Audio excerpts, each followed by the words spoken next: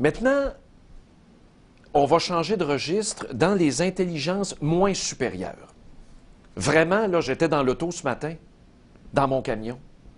J'ai entendu la ministre Lucie Charlebois. Je ne me ferai pas d'amis, là.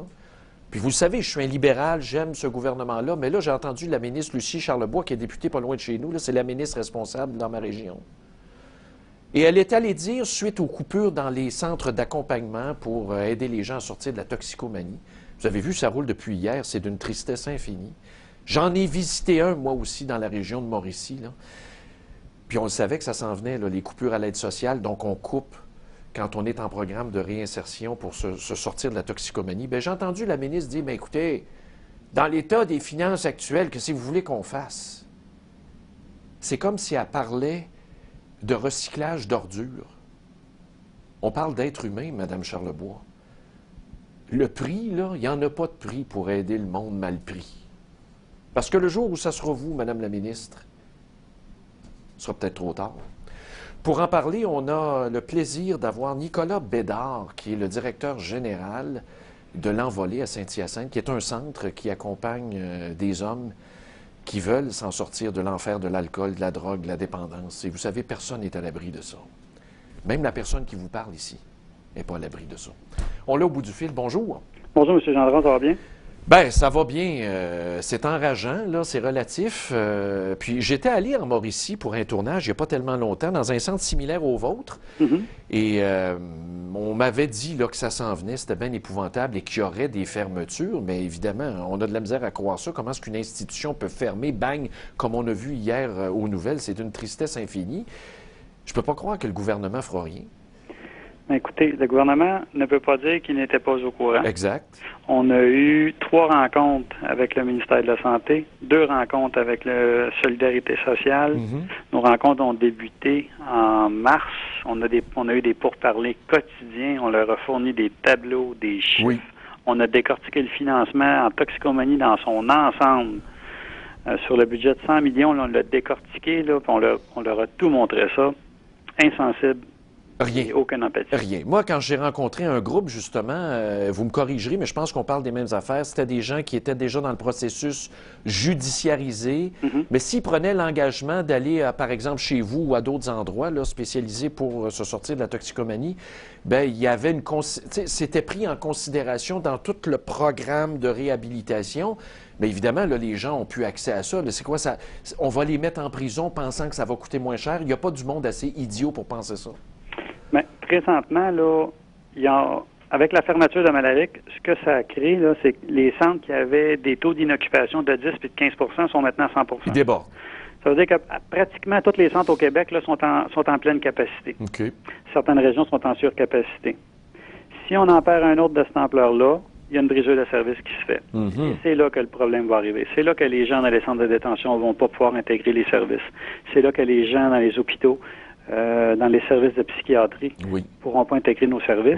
Et c'est là que les itinérants à Montréal qui nous appellent le samedi soir à 8 heures, qui ont besoin d'aide, ils vont rester là. Exactement. Donc, rappelez-nous là, la démarche initiale pour que monsieur, madame, tout le monde qui nous écoute comprenne bien. Là, c'est quoi votre clientèle? Chez vous à Saint-Hyacinthe, par exemple? Là, nous, on est à Granby. À Granby, pardon. Je ne sais pas pourquoi j'ai mis Saint-Hyacinthe, c'est une erreur de ma part. On a déjà été dans ce coin-là. Granby, c'est ça, exactement. Vous êtes quoi? 112 bénéficiaires? Il y a 112 personnes de la capacité? On a 111 places présentement. Ce matin, on est à 108. OK. Sur les 108, on en a 104 qui sont ici sous ordre de la Cour. OK. Sous ordre de la Cour, ça veut dire que ce sont des gens judiciarisés, mais qui ont pris un engagement et qui aussi, quoi, sont bénéficiaires de l'aide de dernier recours? C'est ça. Bien, quand ils sortent de détention, ils sont bénéficiaires de rien. OK. Donc, quand ils arrivent au centre, on fait les démarches auprès de la Solidarité sociale. Oui. Et par la suite, là, ils sont couverts. OK. Mais quand on expliquait brièvement aux nouvelles, mais là, les nouvelles, ça dure 30 secondes, la nouvelle au bulletin, là, comment ça marche, là? Ils ont un chèque, mais là, le chèque est amputé parce qu'ils sont chez vous, c'est ça? C'est en plein ça. Avant, là, ils recevaient 747 par mois. Par mois. OK. Là, le gouvernement a décidé d'économiser 6 millions sur leur dos.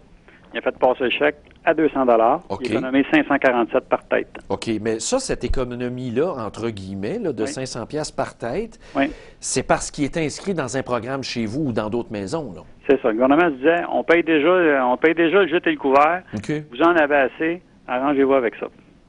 OK, En donc gros, c'est ça qu'ils nous ont dit. OK, donc le gars décide de se prendre en main. Oui. C'est pas facile, là. Moi, j'ai vu du monde, là. Moi, je me serais suicidé avant ça, là. Alors, ils se prennent en main, puis pour les remercier, on lui donne un coup de pelle d'en face. C'est à peu près ça. Au lieu de les encourager, puis des motiver, on les démotive. Parce qu'il faut dire aussi là, que notre clientèle, en plus d'être inscrit dans un programme de désintoxication, ils ont la possibilité d'aller faire leurs équivalences puis d'étudier pour le secondaire 5. Oui, oui. Bon, il y a besoin de cet argent-là aussi qui connaissent le chèque pour payer là, les commissions scolaires, payer les transports pour aller à leur examen. Ça a tout été aboli. Fait qu'on vient réduire nos services, on vient réduire les chances de réhabilitation. Déjà là que ces gens-là, on n'avait pas beaucoup, puis déjà là que ces gens-là, on leur faisait pas confiance. Et là, on vient leur dire, écoutez, la société ne veut pas de vous. La société, on va vous donner le minimum. De toute façon, vous êtes une cause perdue. Parce que c'est ça qu'on ressent dans le milieu. Là, oui, c'est le message qu'on envoie. Évidemment, c'est du non-dit, mais on n'est pas fou à temps plein. Mais comment est-ce qu'on peut penser ça? Vous savez, il y avait des annonces de réforme d'aide sociale il n'y a pas tellement longtemps. Bon, quand tu es un premier demandeur, là, c'est le coup de pied au derrière qui te manque. Alors, si tu n'embarques pas dans un processus, on va te couper.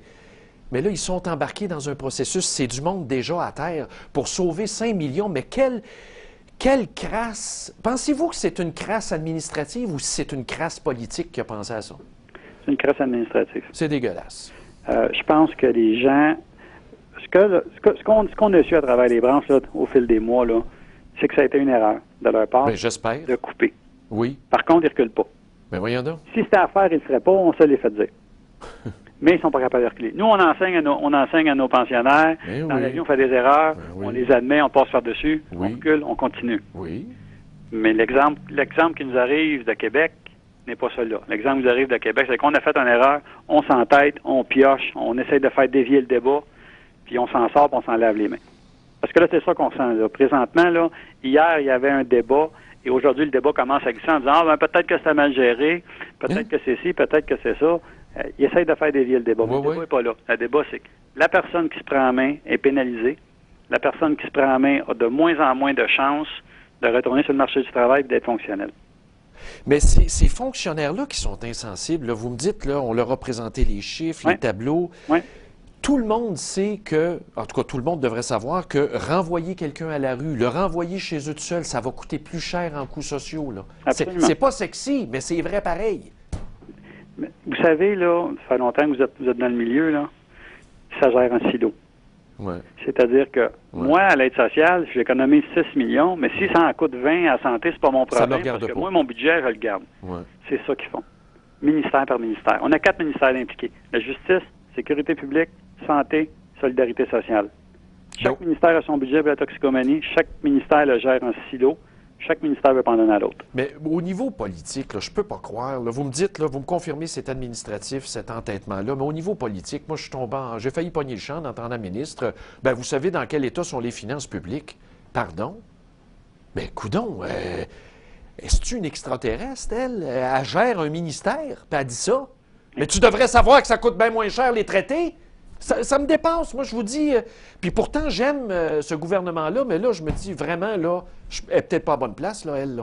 Écoutez, ce matin, là, dans Montérégie, là, il y avait une perquisition dans les garderies, là, oui, pour une j'ai fraude vu ça. de 15 millions. Oui, Comment on peut sortir 15 millions de notre budget sans se rendre compte que c'est une fraude? Oui. Fait que c'est comme ça que c'est géré. C'est comme ça que c'est géré. C'est géré à la va-vite. Mais qu'est-ce que vous allez faire? Ça se peut pas. Il faut pas. C'est impossible que ça se réalise. Ça. Moi, la fermeture que j'ai vue, le centre Méléric, là, je me trompe peut-être du nom, là, mais ça se peut pas que ça ferme. Ça se peut pas. Ça se peut pas. Il va arriver de quoi? Vous savez que le centre Méléric, c'était le deuxième plus vieux centre au Québec. Oui. Ça faisait plus de 30 ans qu'il existait. Oui, oui. Ils en ont vu là, des choses passer, des coupeurs, ils se sont toujours adaptés. Ils ont toujours survécu. Il y avait une bâtisse fabuleuse, il y avait un site enchanteur. Ils prenaient les gens là, dans les villes de la région de Montréal, ils les emmenaient quasiment en campagne, dans un environnement propice à la réadaptation. Leur bâtisse, probablement, leur coûtait plus cher le chauffage parce que c'est une vieille bâtisse. Mais Madame la ministre, elle a dit, c'est pas normal qu'ils chargent, c'est pas normal, ça devrait être toute la même affaire. Okay. Mais nos services sont pas toutes la même chose. La clientèle correctionnelle, elle a besoin de tests de dépistage. On doit produire des rapports au tribunal. On doit les accompagner. Oui. Santé mentale, c'est un autre volet. Oui. Les docteurs, on les emmène chez les psychiatres.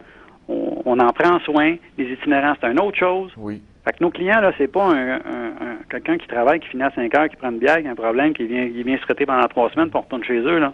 Savez-vous ce qui me lève le cœur en plus, c'est que dans les prisons de juridiction provinciale, moins de 2 ans, il y en a plein, là, probablement, de votre clientèle là, qui ont passé par là avec des conditions. Tu sais, quand Québec fait la morale au fédéral, c'est épouvantable, vous coupez dans les programmes, c'est parce que d'un programme de prison provinciale, il n'y a rien. C'est grâce à vous autres s'il y a quelque chose. Toi, tu mets rien dans tes prisons. Femme donc ta boîte, c'est dégueulasse. Alors, la ministre, là, mériterait de se faire amener par le coude. Es-tu déjà rentré dans vos institutions, aller visiter et aller jaser avec des gars qui ont eu de la merde toute leur vie? Bien, la ministre Charlebois, là, elle a quand même une empathie et une sensibilité. Okay. Mais pourquoi est-elle allée dire ça? Pourquoi est-elle allée dire ça un matin? Ça n'avait pas de bon sens. Je pense qu'elle était mal briefée. OK. Je pense qu'elle est au courant du dossier. Quand on l'a rencontrée au mois de novembre, là, elle nous a écoutés. Oui. Elle savait, puis elle était surprise qu'on en a juste 10 piastres par jour. Elle était étonnée qu'on en dise si peu. Mais elle nous a dit, écoutez, je vais faire mon possible. Mais là, aujourd'hui, c'est sûr qu'il y a des lignes de parti à suivre. Hey. Elle est briefée. Je pense qu'elle maîtrise pas bien le dossier dans son ensemble. Je pense que c'est en train de déraper. Oui, mais je suis pas ministre, moi, là. Je suis pas comme vous, un spécialiste, mais j'ai pris le temps d'y aller. J'ai pris le temps de voir. J'ai vu ces gens-là. Voyons donc, ça se peut même pas. Ça se peut pas qu'une ministre laisse sortir une nouvelle de fermeture demain, mais elle doit être mal entourée, pas à peu près, là. On les a tous invités. On les a tous invités à venir visiter nos ressources. Oui. Je pense qu'on a fait des invitations en avril. Puis on a eu des accusés de réception, bien sûr, ben oui, comme il se doit. Mais jamais personne n'est venu. Puis peut-être que si ces gens-là étaient venus au départ, on n'en serait pas là aujourd'hui. C'est dégueulasse. L'invitation tient toujours, soit dit en passant. Ben oui. Ben oui. Hey, merci d'avoir pris le temps. Je sais que vous êtes à la tête aussi de ce regroupement-là de maisons, là. Oui. Alors, vous avez une grosse job politique à mener et je vous souhaite le succès. J'espère que vous allez gagner. Il faut reculer. Il n'y a pas de problème à dire qu'on s'est trompé, on a mal évalué. On ne traite pas des êtres humains comme du bétail. Absolument pas. Merci beaucoup. Bon courage. Merci beaucoup de votre temps. Merci, au revoir. Au revoir.